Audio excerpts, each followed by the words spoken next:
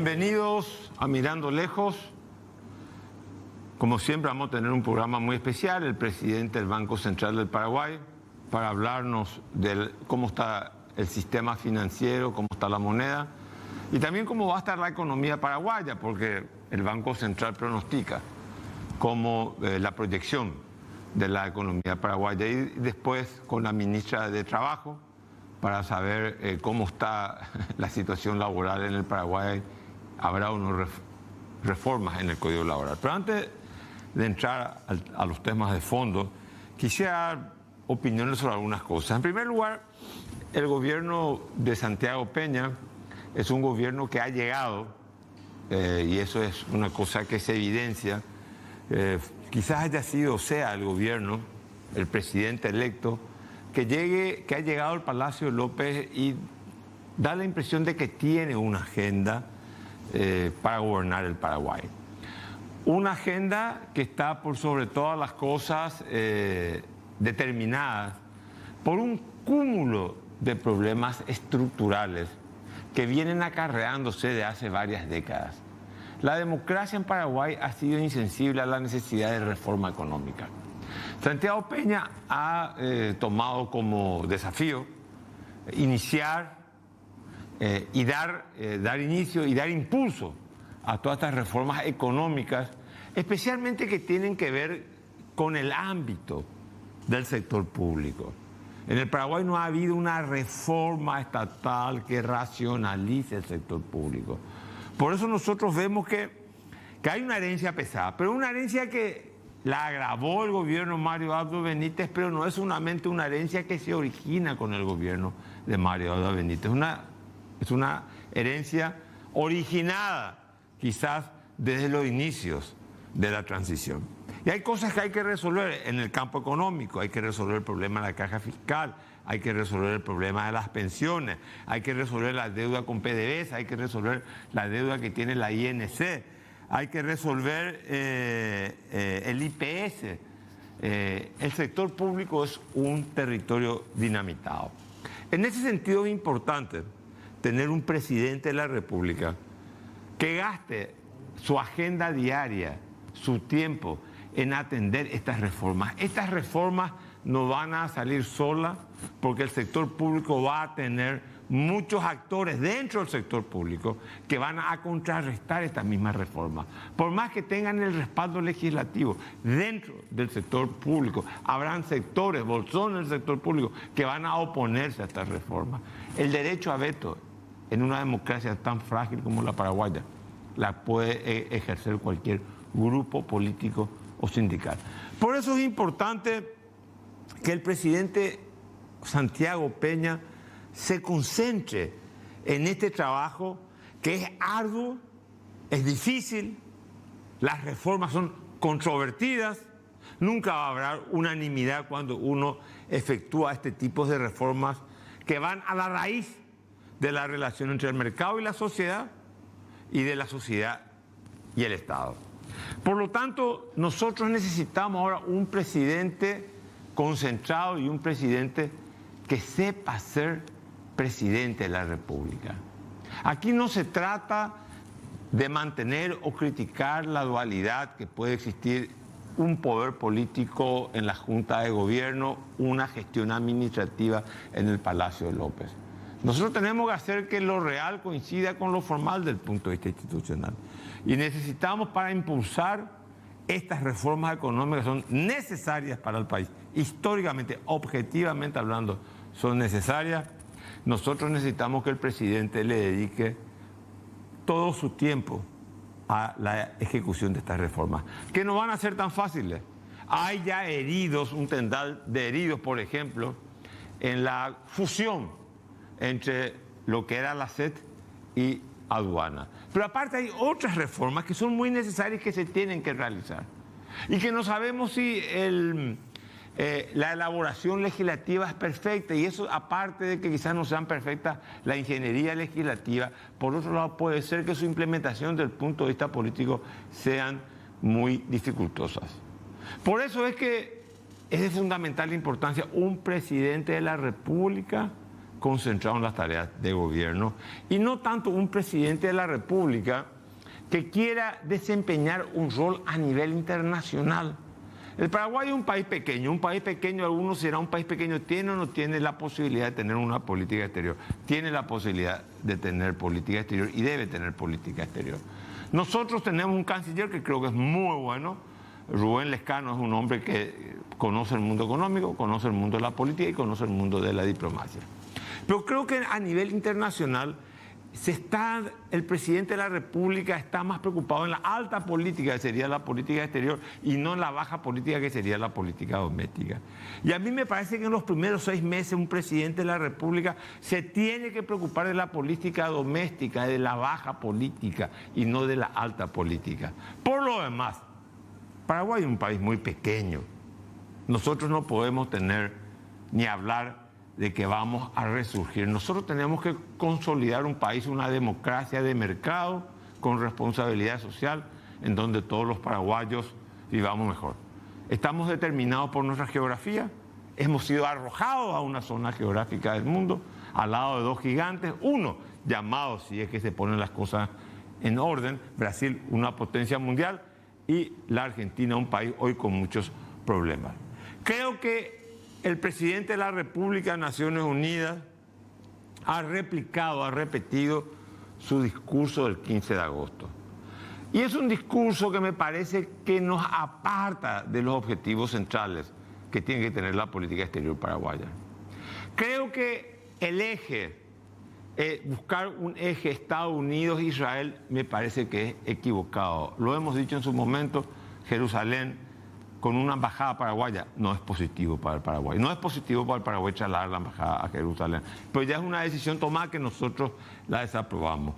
Pero también se han tenido actitudes justas, por un lado, de reivindicación de justicia, como en el caso de la Argentina, que es muy importante que el Paraguay se levante y reclame la arbitrariedad de la hidrovía.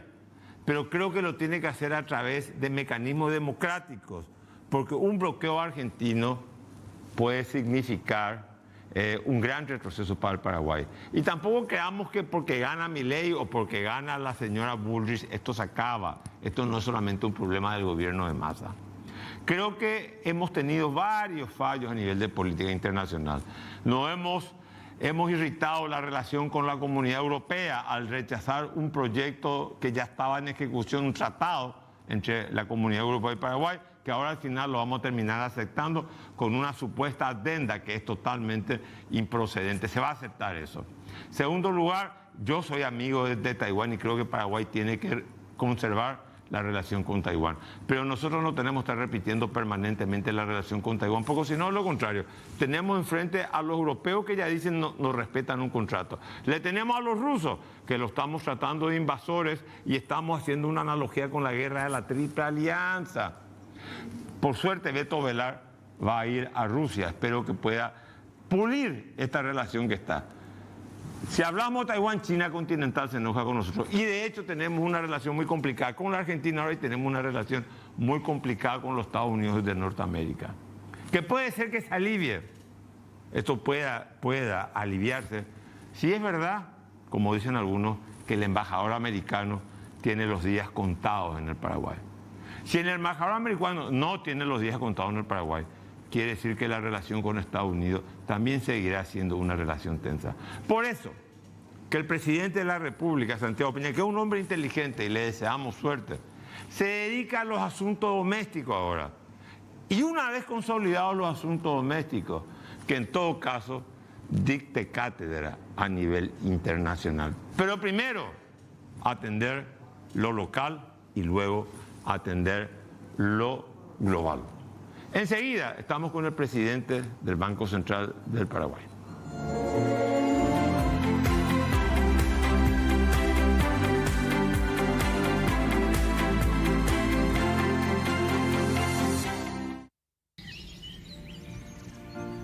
Bosque Lago, el gran barrio cerrado que siempre soñaste.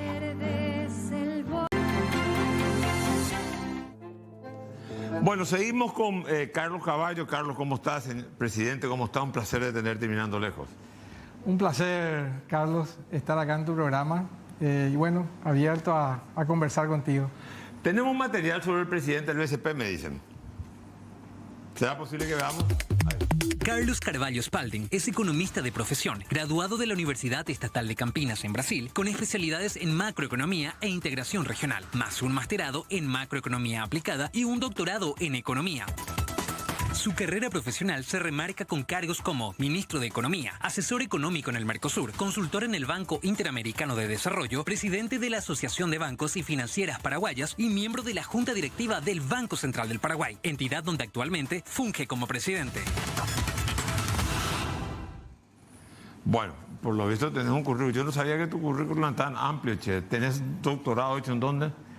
Tengo doctorado en la Universidad Católica Argentina. Pero yo creo que es la edad, no es tanto el currículum, ¿verdad? O sea, uno va ensanchando el... Que estamos viejos. Y bueno, algo. No querría decir eso, pero bueno. No, porque no... transitamos por la vida un buen tiempo. Yo creo que eso agrega a veces letra. Quizás tengamos el privilegio de llegar a viejo. Bueno, eso es verdad. Eso es verdad. Bueno, mira, la primera pregunta que te quiero hacer. Tenemos una nueva figura que nunca existió en el organigrama estatal paraguayo. Tenemos un Ministerio de Economía. Un Ministerio de Economía que aparte está ocupado por un hombre que yo lo respeto mucho, un hombre muy sólido intelectualmente de un carácter y de un liderazgo, digamos, un hombre que deja su impronta en donde está, Carlos Fernández Baldovino. Tiene todo mi respeto. Pero más allá de todo esto, la pregunta es la siguiente: este nuevo Ministerio de Economía, con la personalidad de Carlos Fernández Baldovino, ¿puede o no puede escamotear la autonomía del Banco Central?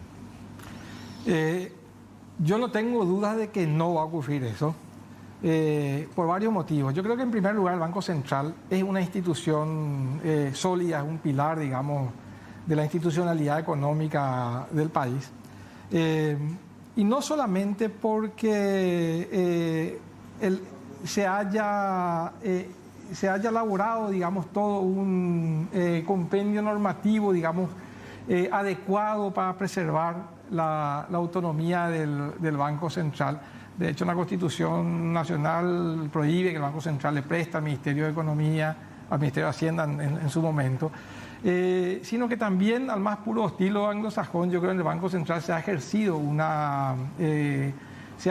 un proceso, digamos, de tradición, de tradiciones que yo creo que ha contribuido también fuertemente a la fortaleza institucional del Banco Central. Hoy, yo creo que en el imaginario colectivo nacional, el Banco Central es una institución que debe estar desvinculado de cualquier tipo de interés que no sea aquello que la sociedad le dio al Banco Central como mandato: mantener una inflación baja, estable, un sistema financiero solvente, eficiente e íntegro. Eso por un lado. Yo creo que la construcción institucional es lo suficientemente sólida para que no se vulnere de ninguna manera. Pero por otro lado, yo creo que Carlos Fernández, al contrario, es una garantía para la autonomía del Banco Central. Él ejerció la presidencia del Banco Central en su momento. Es un hombre formado, digamos, en las mejores escuelas monetarias del mundo. Chicago.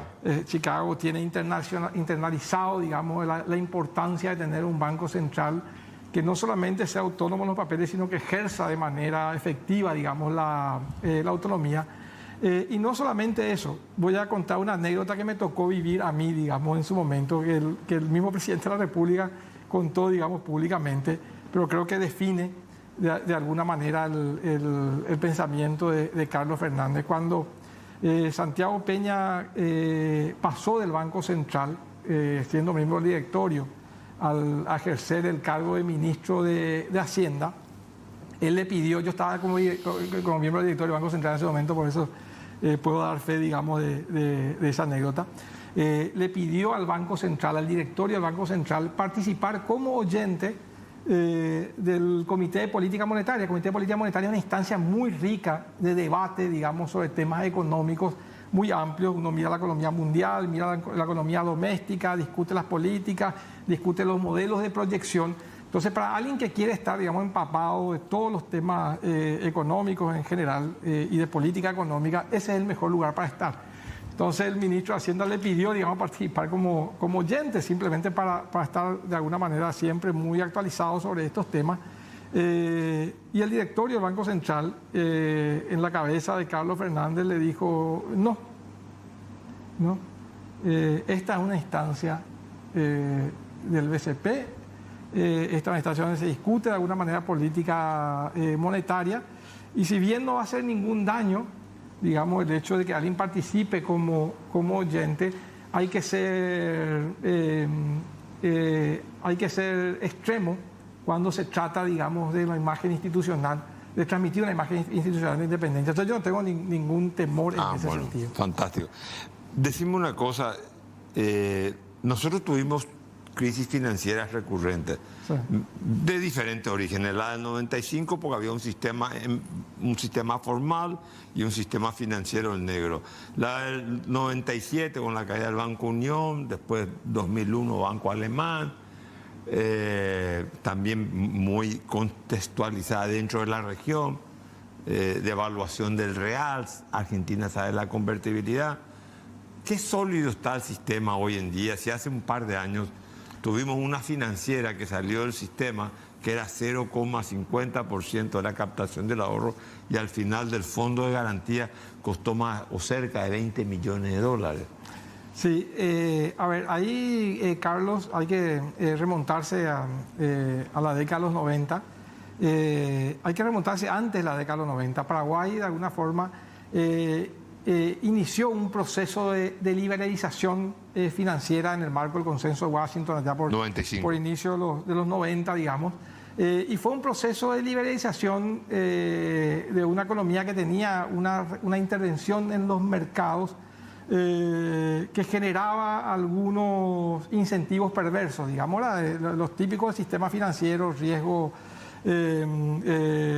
moral, incentivos perversos, digamos, donde el sistema de alguna forma asignaba los recursos a lugares donde no había sostenibilidad. Y eso marcado, esa liberalización financiera, generó un incentivo para el crecimiento muy fuerte del sistema financiero. Nosotros llegamos a tener más de 100 bancos y financieras en el país operando en un esquema donde la regulación del sistema financiero, la fortaleza del Banco Central no era lo que es ahora. La regulación no tenía los mecanismos necesarios, digamos, para ejercer un control efectivo.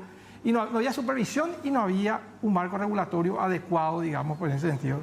Entonces ahí, bueno, claramente en ese esquema la crisis fue un proceso casi natural de depuración del sistema financiero. A partir de ahí vinieron, de alguna forma, fue todo muy traumático. Yo estaba en ese momento trabajando en el Ministerio de Hacienda. Me acuerdo se sacó la ley Pangracio, fue un caos social. A partir de ahí se reformaron las normas regulatorias, digamos, del sistema financiero y se empezó a fortalecer el Banco Central en todo esto que habíamos hablado anteriormente. Una superintendencia mucho más fuerte, mucho más profesional, con un marco de regulación y de supervisión adecuados, digamos, para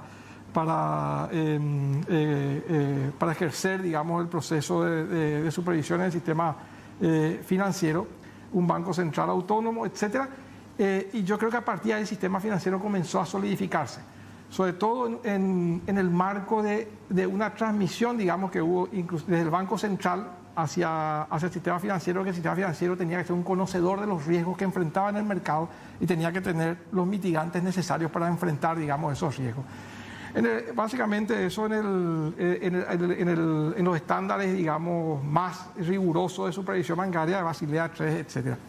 Y el Banco Central comenzó todo un proceso de supervisión basado en riesgos, etc. Eso fortaleció el sistema financiero. Yo creo que hoy en día los sistemas financieros opera con estándares internacionales rigurosos, tiene los mejores indicadores de solvencia de la región.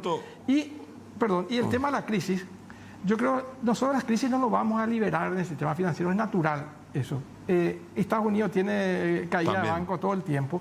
Bueno, acá, Suiza tuvo ahora. Suiza también. Acá lo más importante es que los procesos, digamos, de crisis en el Banco Central, primero, en el sistema financiero, primero puedan ser encapsulados de una forma adecuada y después que de alguna manera puedan ser absorbidos por el propio sistema, o sea que no haya efecto contagio. Y eso se logró con la caída de las dos financieras que hubieron ahora más recientemente, digamos. Bueno, una pregunta. El Banco Central anterior fue un Banco Central intervencionista. Te pido, seamos un poco por el tiempo, un poco más. Perdón. No, porque es muy importante todo lo que decís, pero necesito hacerte muchas preguntas. El Banco Central, la directiva, el presidente anterior, Cantero, tuvo más una actitud intervencionista en el sentido de que, digamos, generalmente el Banco Central, o no sé cómo se va a manejar ahora acá, lo tuvo a Fernández Baldovino y él era partidario de una suerte de fluctuación sucia en el sentido, picos. Y de ahí, y después que sea libre el tipo de cambio. El tipo de cambio te referís. Claro, el tipo. ¿Cómo va a ser bajo tu administración? Mira, yo creo profundamente en la política monetaria basada en metas de inflación, que es lo que el Banco Central aplica desde 2011. Que básicamente el Banco Central lo que hace es gestiona los instrumentos como la tasa de política monetaria, y ese es el mecanismo de transmisión que finalmente opera al mercado en general. En ese modelo de metas de inflación, para que esto sea efectivo, el tipo de cambio tiene que ser libre, de alguna manera. Eso no significa que el Banco Central no pueda ejercer su poder de fuego cuando hay fluctuaciones indeseadas, digamos, del tipo de cambio que no responden a los fundamentos de la economía.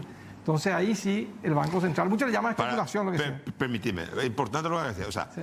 Si hay digamos, una subida del dólar, que no es artificial, sí. O sea, que responda a una cuestión económica, ahí, digamos, el Banco Central va a intervenir para evitar que vaya más allá del pico. No, al contrario. Cuando el tipo de cambio fluctúa, digamos, por razones económicas, digamos, ya sea por cuestiones de oferta y demanda, o por... Cuando es artificial, vos sí que... Que no es artificial. Claro. O que en general no responde a distorsiones que pueden venir adentro o de afuera, que hacen, digamos, que el pico devaluatorio o apreciatorio sea extremadamente importante y nocivo para la economía. Ahí el Banco Central puede intervenir, pues tiene los mecanismos para hacerlo.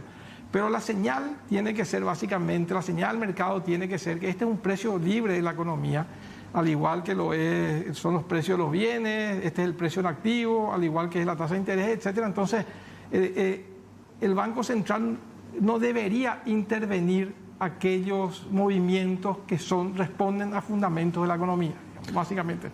Y porque así también el instrumento de control de la inflación se hace más efectivo. Ahora, decime una cosa... ¿Por qué ahora tuvimos supuestamente, o sea, según los datos del Banco Central, agosto la inflación 2,9, sí. La meta era 4, estamos menos que la meta, o sea, no sé cómo vamos a terminar a fin de año, así si seguimos así, no vamos a llegar a 4, vamos a tener que está muy bien, o sea, la inflación es como se dice el impuesto a los pobres. La pregunta que te quiero hacer es, algunos se preguntan, ¿y por qué no bajan los precios? ¿Por qué no baja? O es como aquello que decía Paul Samuelson, el precio que sube nunca baja. ¿Por qué no bajan los precios o los precios han bajado? No, sí, perdón. Sí. No, la inflación de hecho es, a ver, la inflación es básicamente el movimiento en tasa, digamos, de lo que es el índice de precio al consumidor, digamos, ¿verdad?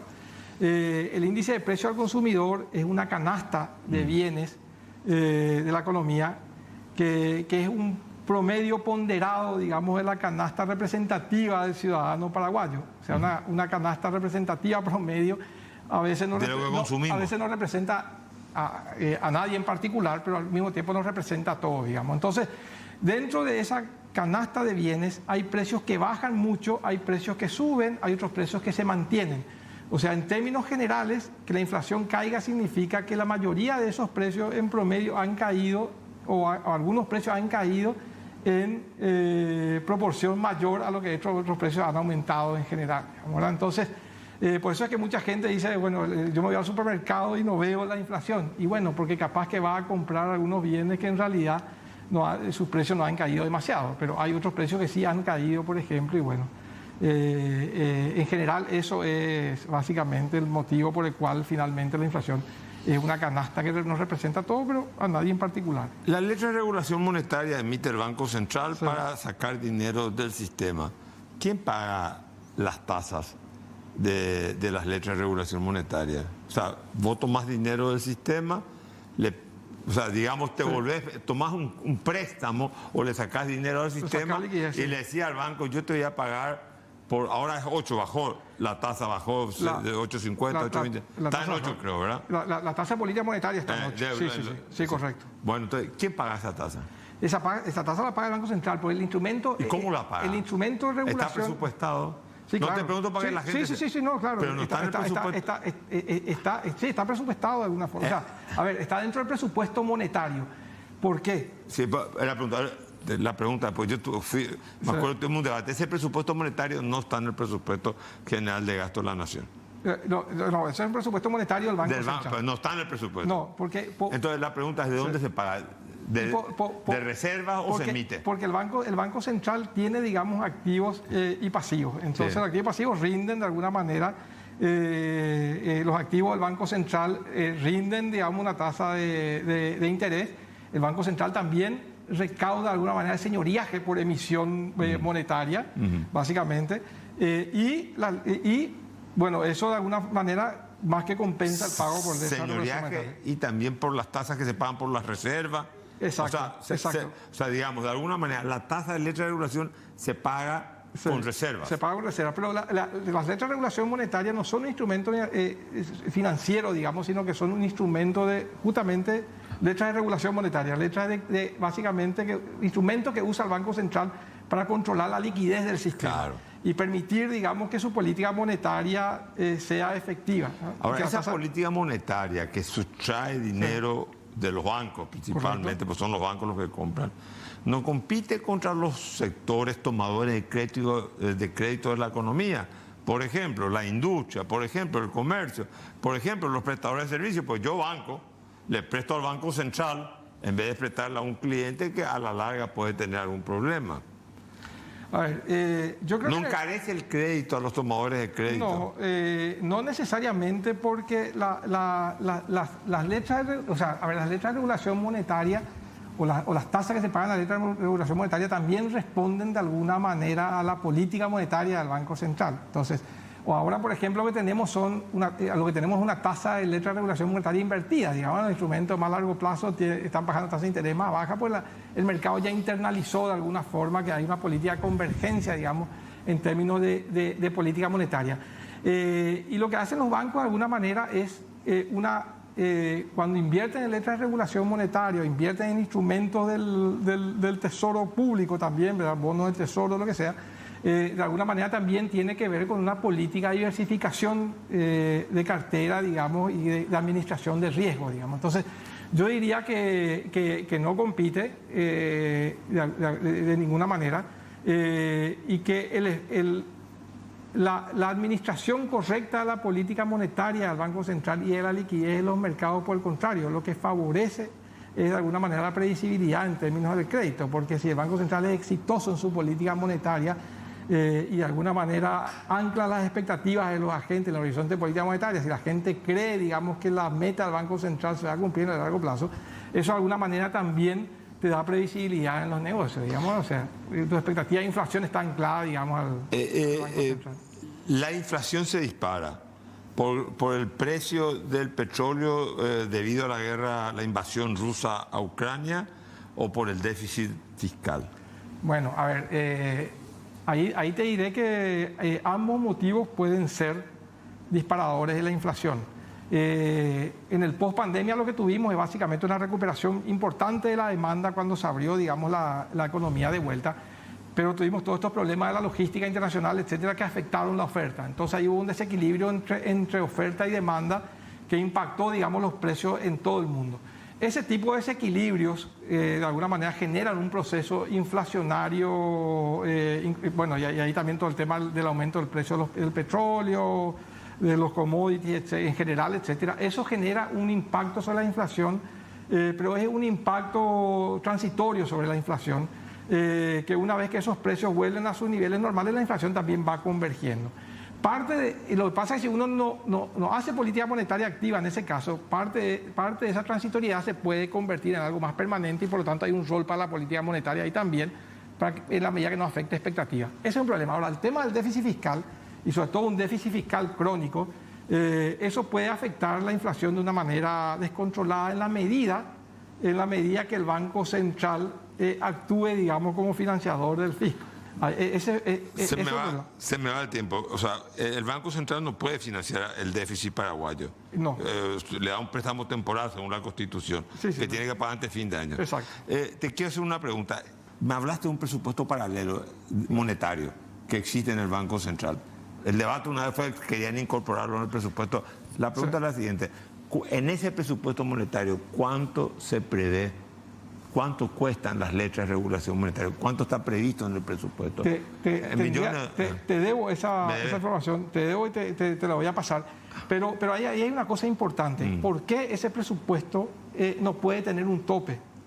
Porque si ese presupuesto tiene un tope importante y nosotros tenemos un shock en la economía muy relevante y el Banco Central no puede intervenir, por ejemplo, en el mercado cambiario, los agentes económicos pueden anticipar que el Banco Central no tiene poder de fuego, digamos, en los mercados y puede generar un esquema especulativo dentro del Banco Central. Por eso, en algún momento hubo una intención de alguna manera ponerle tope al presupuesto monetario y eso iba a ocasionar de alguna manera un efecto muy negativo sobre las expectativas de los agentes, sobre la economía en general. Una última pregunta, tiene que ver un tema filosófico, monetario. El candidato con más posibilidades hoy en la Argentina habla de dolarizar y habla de acabar con el Banco Central. ¿Es posible una economía sin Banco Central? ¿Es beneficiosa para la Argentina? El Paraguay creo que no, porque el presidente ya lo ha dicho, pero la dolarización, de alguna manera la economía paraguaya está dolarizada porque se transa libremente en cualquier moneda. Y mucha gente tiene ahorro en dólares y mucha gente transa en dólares. La pregunta es la siguiente. ¿Es posible una sociedad, un sistema económico sin Banco Central? Sí, de alguna manera es posible, pues ya hay otras experiencias. Pero es beneficiosa. Yo no creo. Yo particularmente no creo porque ese tipo de propuestas son propuestas extremas, digamos, de solución, donde uno pierde muchos grados de libertad en el manejo de la política monetaria. Ya no puede hacer política contracíclica porque ya no tenés moneda de alguna forma, ¿verdad? Ya no tenés Banco Central. Entonces desaparece tu política monetaria, desaparece tu Banco Central, le transferís la responsabilidad monetaria a otro país, en este caso Estados Unidos, ¿verdad? Ecuador lo ha hecho y otros países también lo han hecho. Panamá. Yo creo que funciona mejor en aquellos países donde el ciclo económico se parece más a los Estados Unidos y hay un intercambio comercial financiero importante con Estados Unidos. No funciona bien en esos países. Si Argentina dolariza, ¿qué efecto va a tener? ¿Aumenta el precio de Argentina, menos contrabando? Yo creo que la dolarización de alguna manera lo que va a generar es un efecto muy fuerte sobre el tema de la responsabilidad fiscal. Pues ahí la pregunta es quién va a financiar el fisco. Entonces la primera pregunta es, yo no sé todavía cuál es el plan de dolarización de Argentina. Lo primero que tiene que hacer Argentina... ¿Cómo nos va a afectar a nosotros? Lo primero... Yo creo que no va a afectar mayormente. Yo creo que si eso logra estabilizar la economía argentina, no va a afectar. Pero va a ser más caro para nosotros Argentina. Y el efecto inmediato, de alguna manera, va a ser probablemente una apreciación, digamos, cambiaria. Por lo tanto, para nosotros puede ser beneficioso en el corto plazo. En el largo plazo, una economía más estable argentina, de alguna manera, va a converger también al equilibrio. Por lo tanto, el intercambio comercial ahí va a volver a... Pero yo no creo en ese tipo de solución. Yo soy absolutamente sincero.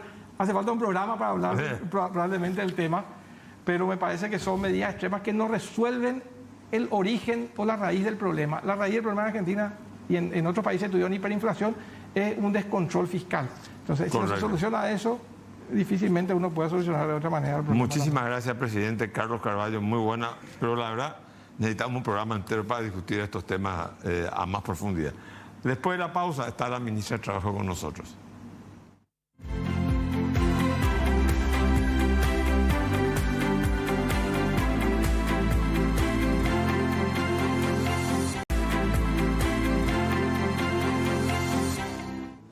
Bueno, seguimos mirando lejos con la ministra de Trabajo, Mónica Recalde.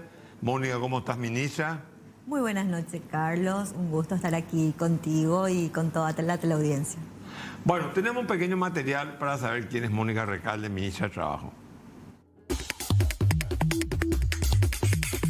La ministra Mónica Recalde es abogada, magíster en Dirección y Gestión de los Sistemas en Seguridad Social, además de analista de mercados de trabajo, jubilaciones y pensiones, con una carrera de más de 16 años en el sector público. Dentro del área de políticas públicas, cuenta con 7 años de experiencia en la dirección y ejecución de planes, programas y estrategias en materia de seguridad social. Lideró varios proyectos enfocados a la mujer, como protección a la maternidad, empleo doméstico, regímenes de seguridad y otros ámbitos. Posee una gran trayectoria en la coordinación y gestión de mesas sectoriales de trabajo con gremios y sindicatos empresariales, así como en el diseño y ejecución de proyectos y consultorías con distintas entidades nacionales e internacionales.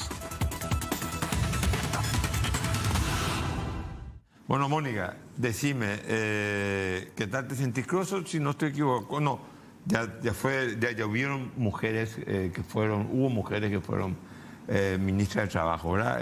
Sí, estuvo Carla, pero anteriormente cuando era Justicia y Trabajo también estuvo, creo que una ministra anterior a Guillermo Sosa, que fue la que contribuyó justamente para la separación entre el Ministerio de Trabajo y el Ministerio de Justicia. O sea, digamos, esa separación, digamos, era justa y necesaria, fue positiva la separación. Fue bastante positiva porque era una deuda que se tenía con el sector empresarial y el sector de los trabajadores. Durante muchas décadas se analizó y se vio la necesidad de tener una institucionalidad exclusiva para analizar el tema de trabajo. Y principalmente porque cuando era Justicia y Trabajo, la mayor parte del presupuesto iba para todo lo que es penitenciaría, registro civil, y Trabajo quedaba como un viceministerio muy pequeño que se dedicaba exclusivamente a atender los conflictos laborales. Ahora, con esta ley que va a cumplir 10 años ahora en diciembre, hay otra mirada de lo que es el ministerio, con ejes de empleo, con ejes de seguridad social, la formación y capacitación y tema, por supuesto, de conflictos laborales. Entonces, hubo un fortalecimiento importante. Con respecto a un tema que le preocupa a la sociedad paraguaya, la semana pasada estuvo con nosotros el presidente del IPS, Jorge Brites, y te mencionó a vos, le mencionó al Ministerio de Trabajo. ¿Cómo va a lograrse? Él decía que había, que no sé si, no recuerdo, decía 40% de la gente que trabaja, o menos, 40, 30% de la gente que tiene un trabajo formal está en IPS, el resto no está en IPS. ¿Por qué se va de tanto la carga social? ¿Qué más allá de la responsabilidad del IPS? ¿Cuál es la responsabilidad que tiene la cartera, el Ministerio de Trabajo, en hacer que los obreros, empleados y empleadas estén, digamos, inscritos, registrados en IPS con su aporte de la patronal y de la mano del obrero?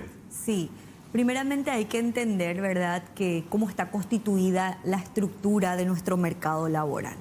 Pero también hay que entender cuáles son las intervenciones que el Estado propone y realiza justamente para la formalización.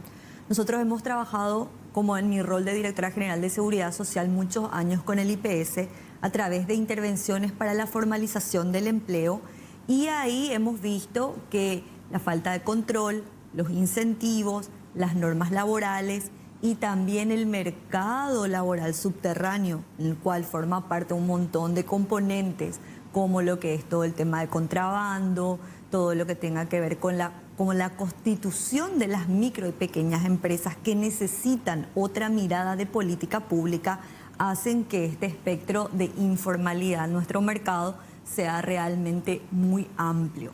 Pero también en términos de asalarización del empleo, que son las personas que están en relación de dependencia en las empresas, tenemos un 50% de formalización. Y dentro del sector de autoempleo o trabajo independiente alcanzamos casi un 85%, ¿verdad?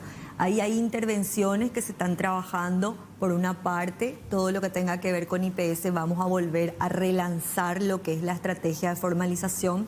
Primero, encaminado a un análisis de gabinete para mejorar la recaudación del IPS, que es un eje fundamental para el mejoramiento de los servicios. Y por otro lado, para brindarle la cobertura efectiva, ¿verdad? Tenemos que tener intervenciones. Tienen dentro del ministerio, Mónica, ustedes tienen una suerte de sección, dirección, que colabora con el IPS a los efectos de auditar, supervisar, fiscalizar. Porque hay empresas que tienen muchos empleados y que uno va a un registro y dice, no, figuran solamente 30 aportantes de IPS. O sea, eso es a simple vista. De pronto ustedes tienen un sistema, fiscalizan eso así de una manera que se pueda, digamos... Eso fue una discusión durante 10 años que fue directora general de Seguridad Social, si el ministerio tenía o no competencia para poder fiscalizar la tenencia del seguro, si la gente estaba inscripta. ¿Por qué? Porque el IPS, dentro de su normativa, también hace lo mismo. Entonces hay una problemática en que si le sumaríamos o no a una empresa porque no tiene registrado su seguro social, o directamente lo derivamos al IPS para que lo inscriba de oficio. Ahora lo que nosotros queremos hacer son las dos cosas en conjunto.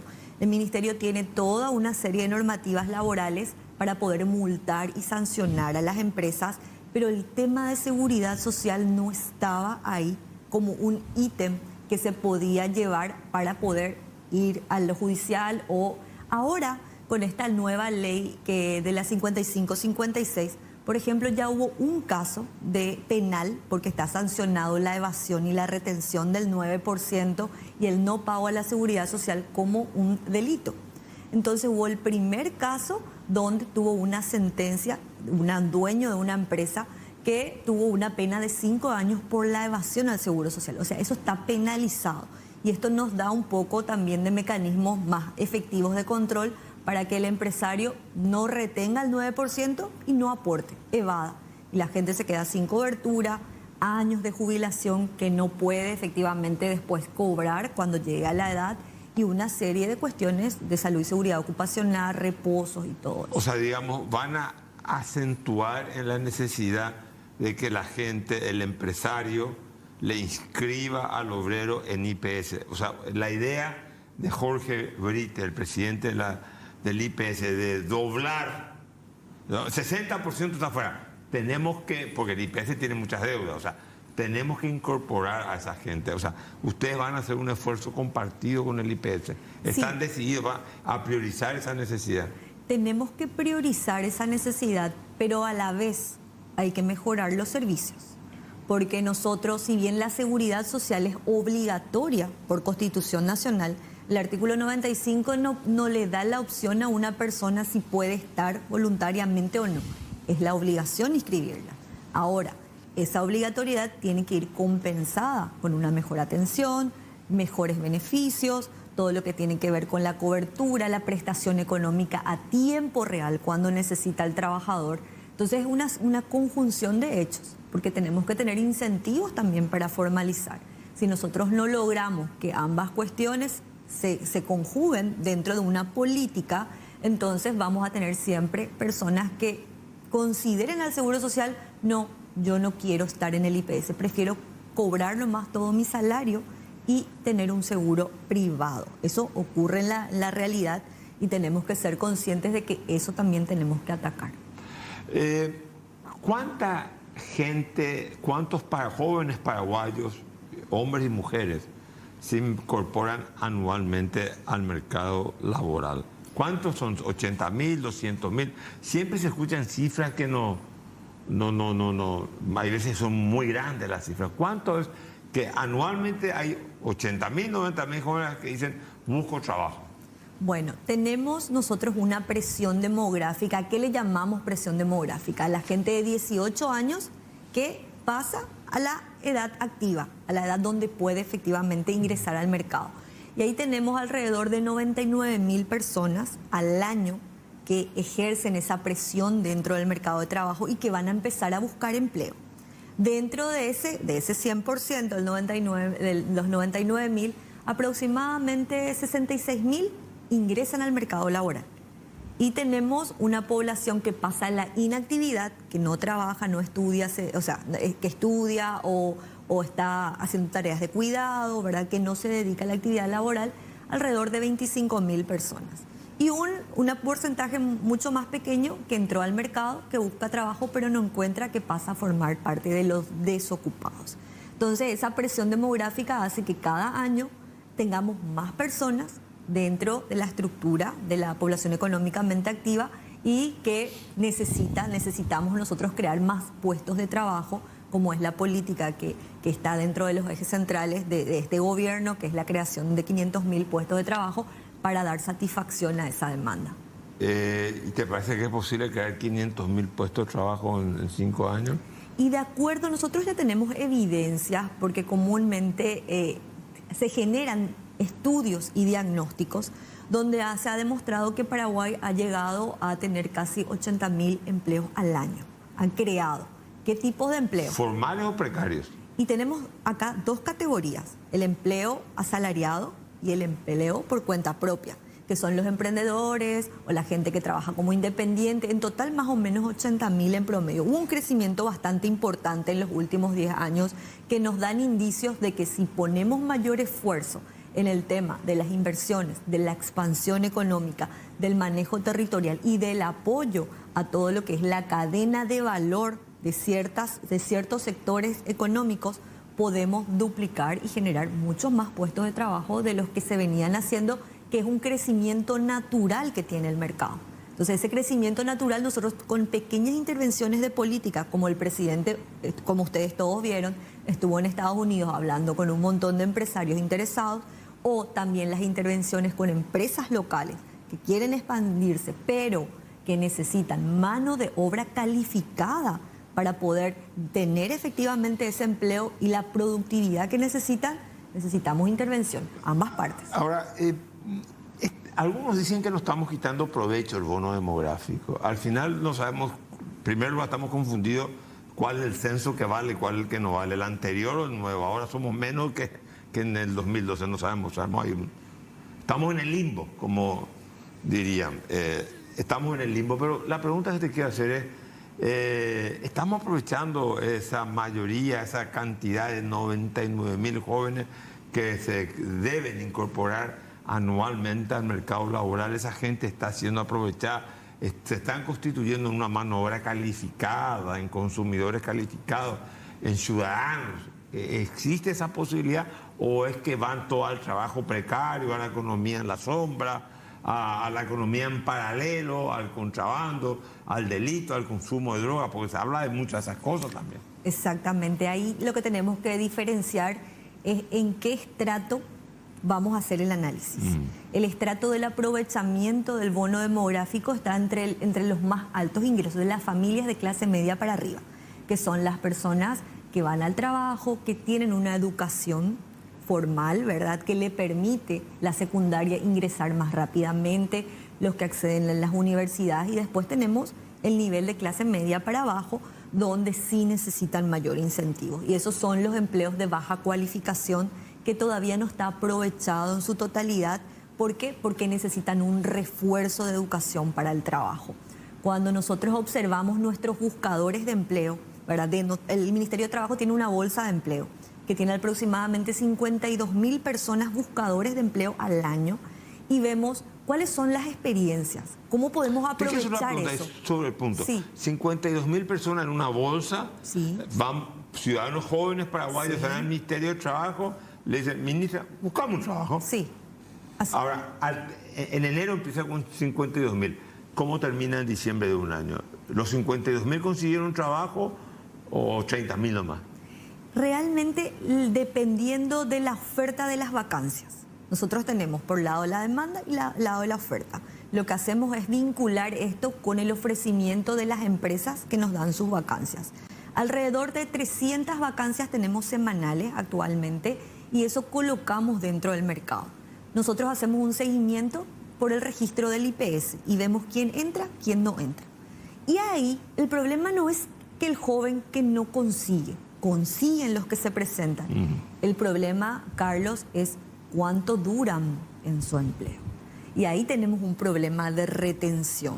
Entonces, lo que observamos es que consiguen, pero antes de un mes salen otra vez a buscar trabajo, ya sea porque no tienen las habilidades, porque por ejemplo no tienen las capacidades, no se adaptan fácilmente. Entonces, un problema de cómo nosotros vemos la educación formal, la educación de la media, para poder trabajar en la inserción laboral. ¿Consiguen? No consiguen. El problema es la duración del empleo. ¿Qué conviene más? Tenemos creo que más de 55.000 abogados. Han proliferado las universidades. Se ha adquirido la mala costumbre de que los estudiantes juntan cartulina, se van a una conferencia, le venden, participan y están llenos de cartulina y tienen un currículum que es más largo que, qué sé yo, que la Suma Teológica de Santo Tomás de Aquino. ¿No es mejor tener una formación, formarlos en un oficio? Hay veces que la gente dice, no encuentro plomero, Sí. no encuentro mecánico, o son mecánicos de baja calidad técnica. O sea, te pregunto, esa formación, no sé, después es dual, por un lado va a lo profesional y después tiene la posibilidad de ir todavía y terminar, pero te digo, no, ¿cómo se ve esa posibilidad? Porque te digo, universidades proliferan y títulos universitarios en Paraguay dentro de poco va a haber más que paraguayo y paraguaya. ¿Qué hacemos ahí? Realmente, si vemos toda la población, es muy bajo todavía el nivel de universitarios que tenemos. Está muy concentrado en carreras de ciencias sociales. Ese es nuestro problema. Tenemos que tratar de diversificar y tratar de orientar mejor a los jóvenes que tienen la posibilidad de formarse académicamente en un nivel superior y tratar de guiarlos para otro tipo de profesión como ingeniería, medicina, matemática, que es sumamente necesario. Pero dentro de la política de mandos medios, nosotros lo que estamos trabajando ahora es una transformación de nuestra matriz de la cualificación laboral. ¿Justamente para qué? Para poder otorgar al mercado estos mandos medios que se requieren. Hoy necesitamos de electricistas, especialistas en mecatrónica, especialistas en nanotecnología, pero a nivel de tecnicatura, todas las empresas de tecnologías que vienen acá y que requieren de mayor intensidad tecnológica dentro de sus fábricas, no encuentran. Pero es un problema entre la desconexión de lo que el mercado quiere, ¿verdad?, de lo que las empresas necesitan y las ofertas formativas. Entonces, esa desvinculación... ¿Y qué está haciendo ahí? ¿El ministerio hace un puente entre esa oferta y esa demanda? Hace un puente, pero estaba muy focalizado en empleos de baja cualificación. Esos cursos modulares, que si bien son necesarios porque dan rápida salida al mercado a través del autoempleo, debemos de transformar para enfocarnos en esas tecnicaturas que vos mencionas y que sea atractivo para el joven decir, yo quiero ser un técnico en mecatrónica, quiero ser un especialista en temas de electricidad, quiero ser un especialista en temas de tecnología, pero enfocada a mandos medios, que es lo que realmente el mercado demanda. Pero también los jóvenes tienen que saber que estas salidas de tecnicatura incrementan también el nivel salarial.